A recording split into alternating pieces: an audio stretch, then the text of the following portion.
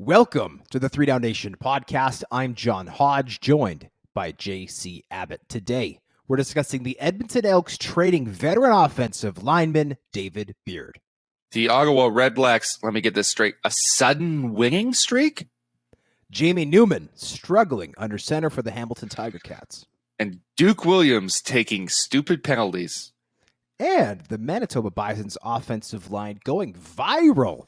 But first, the Saskatchewan Roughriders released Garrett Marino, the controversial defensive tackle, on Tuesday, 2 days after a video of him crushing Winnipeg Blue Bombers quarterback Zach Collaros went viral on Twitter. He has finished his tenure in Riderville playing 15 regular season games with a 4-game suspension, 2 ejections, as well as a number of fines. Did Saskatchewan make the right decision here? They absolutely did. They made it a little bit too late for my liking, but this was the correct decision.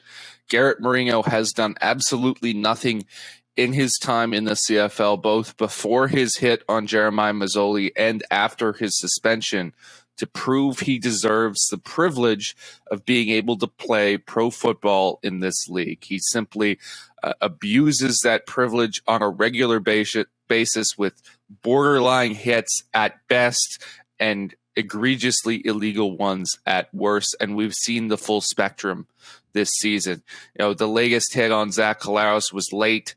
I know there's a lot of situational stuff that people want to bring up. Oh, he didn't see this, he didn't see that. It was pretty clear he saw the pitch leave Zach Collaros' hand, that he didn't have the ball. He stepped into the contact, lifted him right up off his feet, and then feigned as if he was just in the wrong place at the wrong time. To me, that was a clear evidence of a guy who had intent to go in and lay a hit on a quarterback who didn't have a ball, who was in a vulnerable position.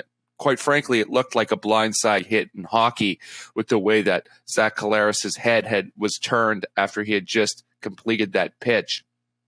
So Mourinho thought he would have plausible deniability. He decided to get an extra shot in, and in this case, it's cost him in the fact that he no longer has a job in the CFL, and in fact, he might never have a job in the CFL again.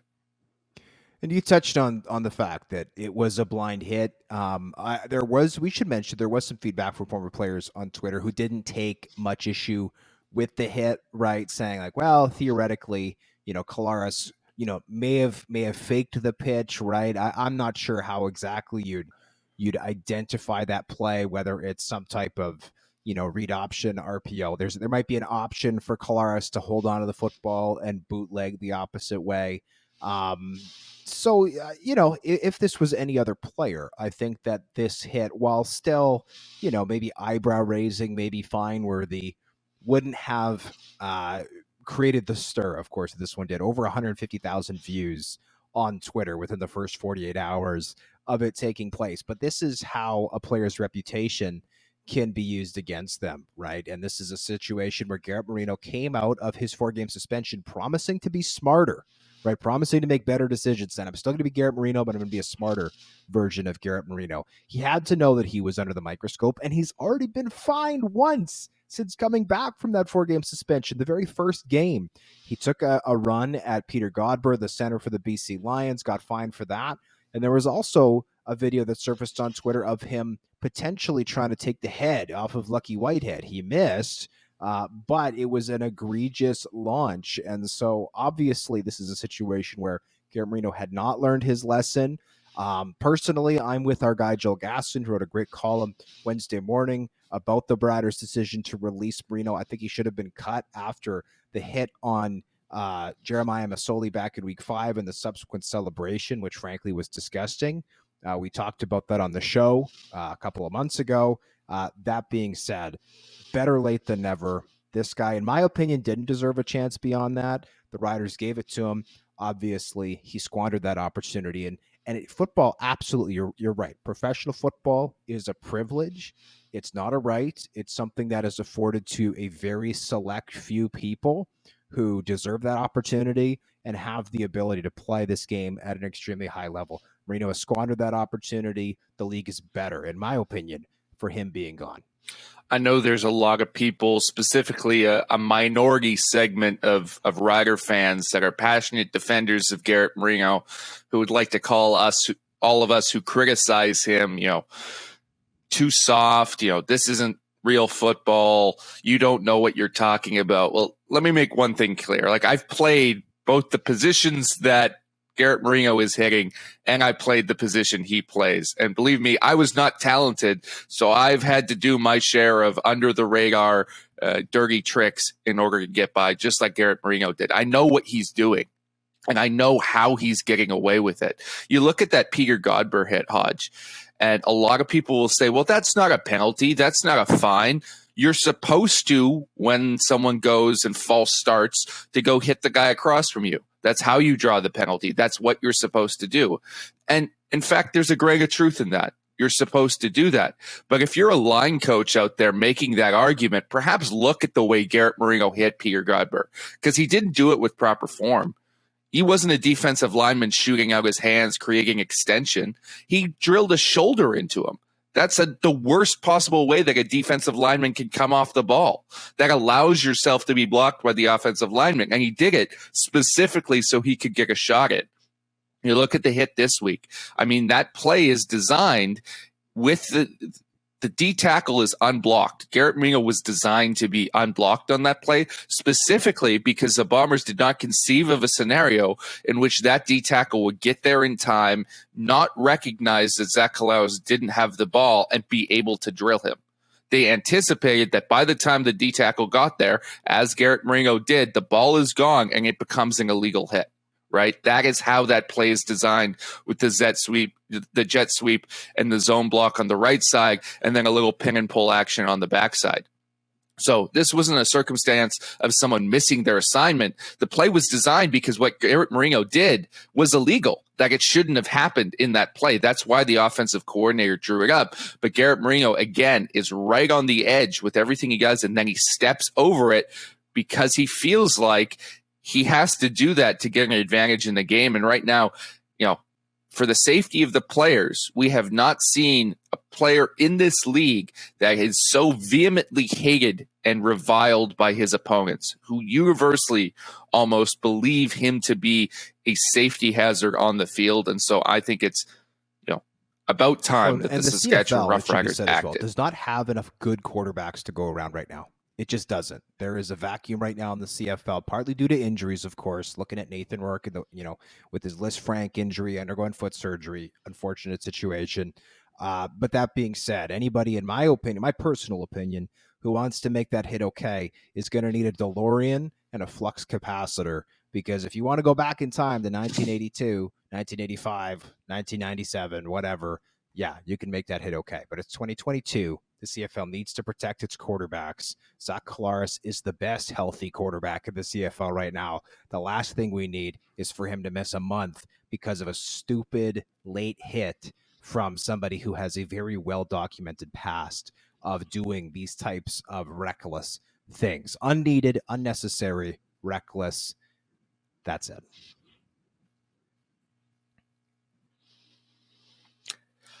The Edmonton Elks traded all-star caliber center David Beard and a conditional fourth-round pick to the Hamilton Tiger Cats this past week in exchange for offensive lineman Jesse Gibbon and a second-round pick. Who you like this trade for, Hodge? The Elks or the Tiger Cats? There were conflicting reports. I was able to confirm with Mr. Beard's agent, Rob Fry, that he is in fact under contract for the 2023 season. Through an alternate source, I was able to determine that he is getting a raise next year. He's supposed to make in the neighborhood of $200,000 to be at or among the very highest paid offensive linemen in the CFL.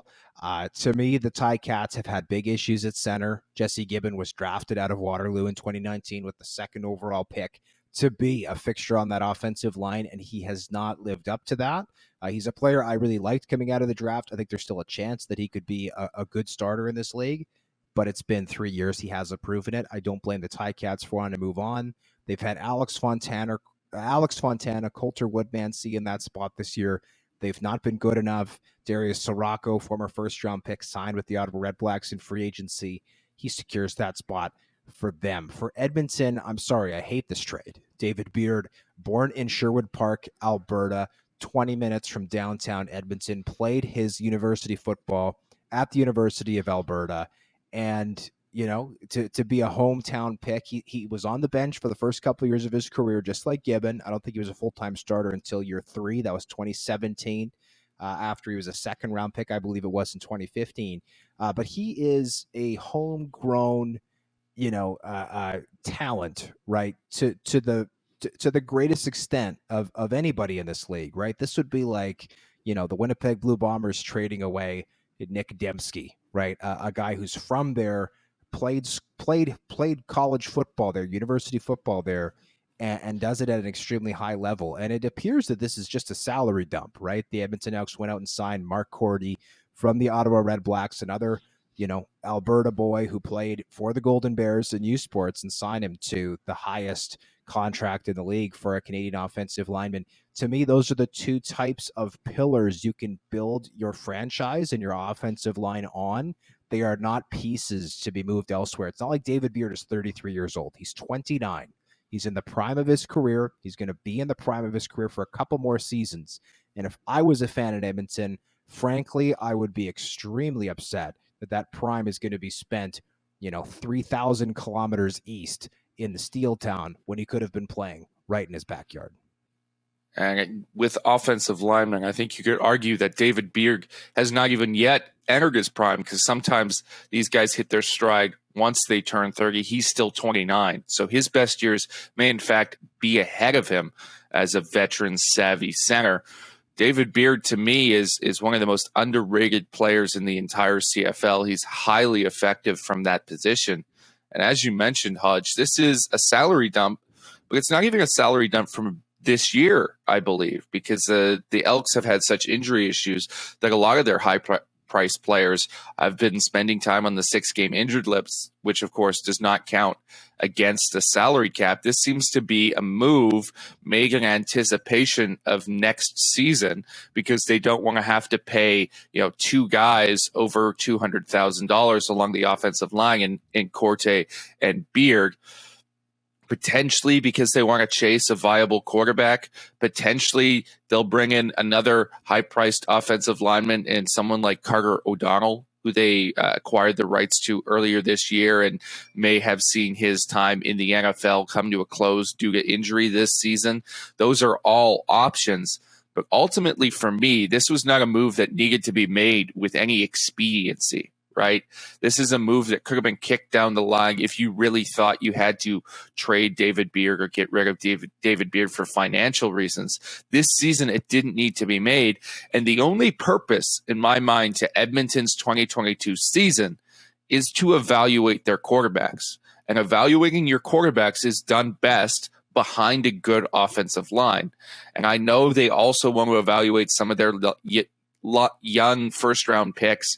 Thomas Jack Kurtula is the guy who's next up at guard now that they've bumped Corday to center, and they want to evaluate him as well. But it's tough to do both at the same time, because when that young guard struggles and has growing pains, it's going to affect your quarterback play. You're no longer evaluating him from a clean pocket. You're no longer seeing, okay, this is a guy we can go forward with in the best situation. So to me, it's a move that Edmonton made far too soon and probably shouldn't have made at all, based on the caliber of player that David Beard is. When you have a guy like that who's local, who has an incentive to stay in the city and is that talented, what you do in the offseason, if you need to save cap room, is you go to him and say, hey, how much would you shave off your contract to stay in your hometown? How much does this mean to you? And I don't think Edmonton examined that possibility, and they traded him for what is essentially parts, because moving up two rounds in the draft, it's something. It's not as big as I think Chris Jones wants to pretend it is. And Jesse Gibbon, as high as I was on him coming out of the draft, I was higher on him than I was Drew Desjardins at the time. So this is not a player that I hate for any reason whatsoever. I very much like Jesse Gibbon, but he has not panned out yet. And they've downgraded at a very important position that helps them evaluate what's going on behind them. I know that you do a fantastic job of assessing the draft, JC. That is one that I've got on you. I felt that the Toronto Argonauts should take Drew Desjardins with the first overall pick of that draft, and I think that has aged very well. That being said, to me, the time to worry about this and talk about the salary cap is exactly it's next year, right? The CFL is a year to year league. Would David Beard stay less to stay in his hometown where he's got 3 children under the age of 5? My guess is yes. I'm not saying he goes from 200 to 100, but if you need him to save a little bit of money against the cap, you could probably do that. Yes, the Edmonton Elks need a better quarterback, an upgraded quarterback. But that being said, they've got Trey Ford making peanuts next year on his CFL rookie draft deal. There's other places to save money, namely Kenny Lawler making 300 grand. Right, he's literally making $50,000 more than the next highest paid receiver and $100,000 more than the next highest paid receiver. After that, the offensive line is not a position that you messed with, in my viewpoint. And when it comes to that offensive line, well, Carter O'Donnell can come in and replace David Foucault, who's kind of a journeyman who's filling that other guard spot and has already entered his mid 30s. Right, I hate this trade for Edmonton, and to me, the only reason ever to move a player like David Beard is if you're getting a quarterback in return, right? As part of a package. They didn't get that. They got a 2nd-round pick, and the odds of that 2nd-round pick coming in and playing and contributing right away, pretty low. Yeah, and Chris Jones, in his comments after the fact, he did point out the fact this is going to be a very strong NCAA draft. And I was one of the first people to bang that drum when I put out my way too early top 25 draft prospects earlier this summer. But I would urge Mr. Chris Jones to have a bit of caution here, because that draft list that looks so impressive right now could change very dramatically before draft time, because a lot of those players who are eligible still have an additional year of college eligibility because of the pandemic. And many of them could opt to return to school either for educational reasons or to try and pursue the NFL, just as players have in the last couple of years. And then they will be eliminated from this draft pool. So it could go from, 25 talented NCAA guys to 10 real quick. And then all of a sudden, where are you with that 2nd-round pick? Is it as valuable as you thought? That can change overnight in the circumstance we're in right now in college football. So I don't know if Jones has truly made the cost-benefit analysis correctly here. Yeah, and the only player I can think of to come in along the offensive line is a 2nd-round pick and play at a level that Beard is at right now is that would be Brett Jones, right? Who came in as a rookie in 2013 from the University of Calgary from the University of Regina, and for the Calgary Stampeders was, the league's most outstanding rookie. The odds of getting a kid in that 2nd round and having him play that high of a level, next to zero. The Ottawa Redblacks are suddenly in the East Division playoff race. That's right. I just used the words Ottawa Redblacks and playoffs in the same sentence. They've won back-to-back games for the first time since 2019. What do you think the odds are of Ottawa making the postseason? Are they big? Are they small? Or still non-existent? Well, I don't like your choice of wording here, because I don't think they're big. I'm not sure I would define it as that, but they're not small either. This is a team that's now 1 game back of the Montreal Alouettes, and they just beat them last week. So I think they have a very, very realistic chance of making the playoffs. If Montreal heads in the wrong direction, and clearly they look like an improved football team, the Redblacks do, with Nick Arbuckle under center making plays for them, I think they have a chance to make a run at this. Right now, the Hamilton Tiger Cats do not look to me like a team that's in contention at all. I think we can safely say that the Toronto Argonauts are well above. So it's a 2-horse race between Ottawa and Montreal, and you just proved that you are better than them. And I would say, by a considerable margin in that particular game that they just played. So to me, it looks like the Ottawa Redblacks are getting hot at the right time, and their odds of making the playoffs, I would say, are somewhere in between big and small. Yeah, I'll give him a small chance still. I do think that chance is absolutely there. Let's look at the schedule. They've got Toronto this week, a bye, and then another game against Toronto. To me, I think they should be looking to split those games. They did beat Toronto back in week 8, which means that all they have to do is split, and they've got the season series. Now, I think that, if you split, you probably, give up that you're not going to catch Toronto in the standings. Toronto's at 6 wins, Ottawa at 3. But that being said, I mean, if you are able to at least split, right, that gives you the season series on the off chance that Toronto completely stumbles at the finish line. Then after that, you've got BC. That's a tough game. You got to go to Vancouver. Probably Vernon Adams Jr. starting by that point. That's probably an L for the Redblacks. But to finish off the season, you've got back-to-back games against the Alouettes and then back-to-back games against the Ticats. Now, we don't know what those teams are going to look like come October. That's a month away. But those 4 late divisional games for the Redblacks, both of which are home and home, start on the road, finish at home, I think are great opportunities for this team to make up some ground, because at the end of the day, they're only 2 points rather behind the Alouettes, and they've already won the first game. Or pardon me, they've won one of the 2 first games against the Alouettes. However, they won by 14 points, lost by 7. So they do currently, as it stands, have the tiebreaker against the Owls, which could play hugely into how the East Division is sorted. Because you mentioned it, Nick Arbuckle is making enough plays. He's protecting the football, has not committed a turnover through his 2 starts so far this season. And if you're not turning the ball over, you've always got a chance to win. Ultimately, their destiny is in their hands, which is not something we would have said about the Ottawa Redblacks about a month ago. We all thought Paul LaPolice was out the door. This season was all lost. They have a shot now, and it's because the East Division has been so absolutely putrid. Let's not make any statements to the contrary. That is a fact that every team in that division, I don't think there's a single one of them that actually deserves a playoff spot based on what they've shown us this season. But the Ottawa Redblacks now control their own destiny, and that 4-game stretch against their top opponents at the end of the season is going to be critical. Yes, and that's a good way to say it. They control their own destiny, right? And that's something that would have been hard to imagine after they got spanked at home, right, by the Edmonton Elks. And maybe, by the way, that should be the focus here too. The Ottawa Redblacks have still yet to win a game at home this season. They have been putrid at home over the last few years. Both games against Toronto over the next couple of weeks are at home. If they win one of those, that's another way they'll be treading in the right direction. But still, they've dug themselves a heck of a hole. It's going to take some time to dig themselves out. Off to a good start, but it's going to take some time.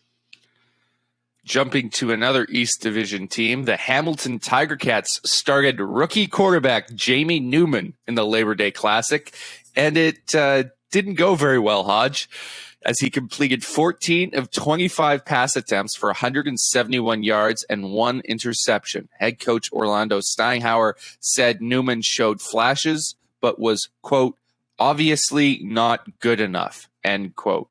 Are the Ticats toast unless they can get a better quarterback? Yes, I think they are.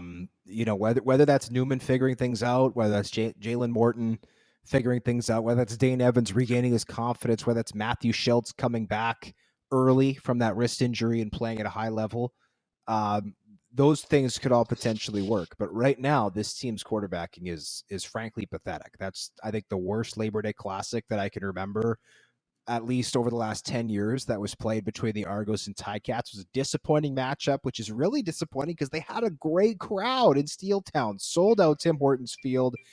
Even just watching it on television, I could feel the energy emanating from my television from all the Ticats fans, many of whom probably started drinking beers in the parking lot at 8 o'clock in the morning and were well lubricated by the time the game got underway. That said, I listened to Orlando Steinhauer's comments on Ticats.ca, and he was very critical of Jamie Newman, more so than I thought he would be from a player making his first start. He admitted that Newman was missing things that they'd practiced. And you highlighted the quote, obviously not good enough. He didn't roast Jamie Newman, but I expected him to be a little bit more positive, or a little bit maybe more lenient on a rookie quarterback.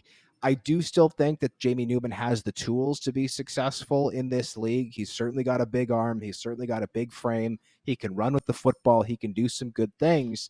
But at the end of the day, that offense was obviously not good enough. It was just disappointing, really disappointing from a team that has really, really taken a step back this season. Last week on the podcast, I gave myself a little bit of a pat on the back for a prediction I made early in the year that Jamie Newman would start a game for the Hamilton Tiger Cats before the end of the season. And, I was right on that, but I want to remind viewers, I never promised he would be any good. That was not part of the prediction. So just don't roast me for that, okay? I'm not ready to give up on Jamie Newman yet. He has all the tools, as you said, Hodge. This is a guy who was very highly regarded in college. Things didn't pan out for him, He could be on a very different trajectory had he completed that final year of his collegiate career with the Georgia Bulldogs, right? We may not be even talking about him in the CFL if that were the case. And we all know how difficult it is for young quarterbacks, specifically in your first year, to adjust to the CFL game. When you see live bullets flying for the first time, it can be a little bit disconcerting when it's not what you're used to. So I'm not going to write him off after one game. I'd like to see him, make another start here so we can see if he improves, what we can expect going forward. But it's pretty clear if he looks like he did in this game, then he's not the solution for Hamilton, and they need to start aggressively looking for new quarterbacks. And I think that's not just a this year issue. That's a next year issue as well. Right now, I think you've proven that Dane Evans is not your guy long term.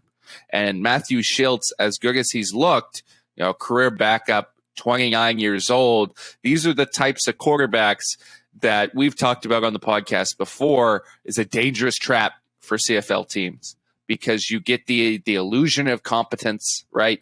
You get a guy that you think can steer the ship, can manage the game, but he's not going to be an elite quarterback probably. And in fact, he's going to be on the downward trend of his career because of his age. So you really need to start looking at the guys down your depth chart. Maybe Jalen Morton is that guy. Maybe it's a guy that you can bring in from NFL cuts, your next year's guy, the backup that you need to start evaluating. But the Hamilton Tiger Cats clearly messed up in their quarterback evaluations this past offseason when they decided that Dane Evans was going to be the guy. Now they need to rectify that going forward, and the whole scouting department needs to be all hands on deck to figure this out. And let's talk about Dane Evans for a moment. So Dane Evans, according to the Ticats injury reports, was a full participant in practice Thursday, Friday, and Saturday. Steve Milton of the Hamilton Spec, who's a great reporter and a super nice guy to boot, reported that Dane Evans could play. And sure enough, Dane Evans dressed as the third string quarterback. By all accounts, I viewed that as the Ticats making a decision to go with Jamie Newman more so than simply, Dane Evans is too hurt to play. Let's go with the rookie. Well, then I had Ticats fans tweeting at me from the stadium during the game saying, well, Dane Evans was throwing left-handed during warmups. Like his shoulder injury is obviously really bad. So on top of all this other stuff, there's clearly something awry in Hamilton. I'm not going to speculate as to what it is. All I'm saying is it does not make sense for a quarterback to be listed as a full participant in practice for 3 days and then be throwing with his wrong hand during warmups. Those two things are completely incongruent, and something stinks in Tiger Town. And if that's the case, why is he even dressed? Why are you, as a good football team, wasting a roster spot on somebody who can't do their duties? Precisely. To me, that makes no sense, right? You can use that spot on additional Canadian special teamer. Heck, you could stick another global in there. You've got a serviceable D tackle. Those are all things you can use with that spot that can also be used for a third string quarterback. So why would you stick a guy in that doesn't help you? That doesn't make any sense to me, Hodge. Orlando Steinhauer said earlier in the week, his quote was, if Evans was good to go, he'd go, which seemed to indicate it was an injury decision with Jamie Newman starting. But it baffles me how they've handled the quarterbacks, because this is not the first time that Dane Evans has been the third stringer despite being hurt and unable to play. This is the second time, right? They did this a few weeks back when Matthew Schultz was the starter. They had Dane Evans sit there as the third stringer again in that game. It just doesn't make sense to me from a roster building perspective. And yeah, one extra player probably doesn't matter a ton in the big scheme of things, but it's just one of those little things that in football, you don't take care of those things. They pile up and it ends up in a losing season like we've seen. Yes, and the Ticats are on a bye. They could do some soul searching, but right now it's tough to have any sense of optimism about that club. They officially seem to have hit rock bottom. Duke Williams took an objectionable conduct penalty despite not even dressing for the Labor Day Classic in Regina.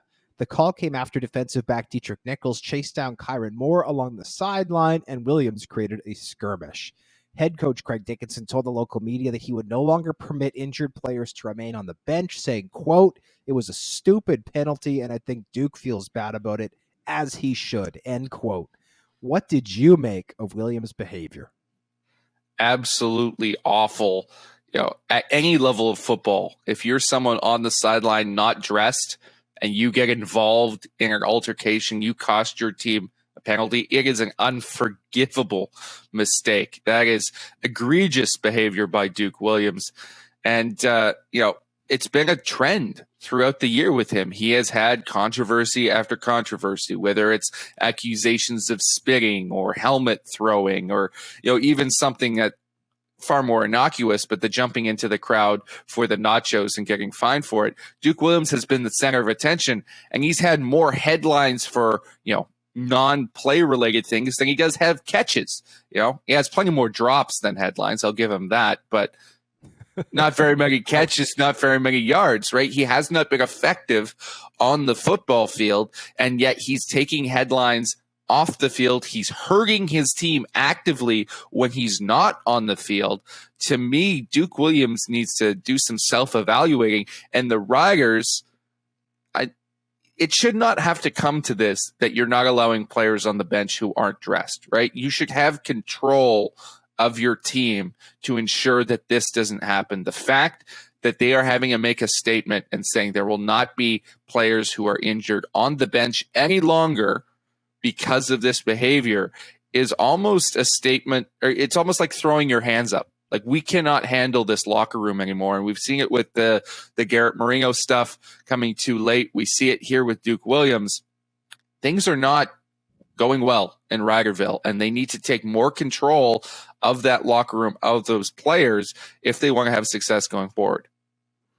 Well, I'll say this. I thought there was a very encouraging sign in Riderville this week because the offense wasn't anemic, right? Frankie Hickson was super involved in the first half, played really well against a very stout Winnipeg defense. Cody Fajardo was throwing the ball with accuracy. He was throwing the ball. He looked comfortable in the pocket for stretches of that game. Yes, the offensive line broke down at times, but I thought that was the best Saskatchewan's offense has looked in weeks, possibly all year. I thought that was very encouraging.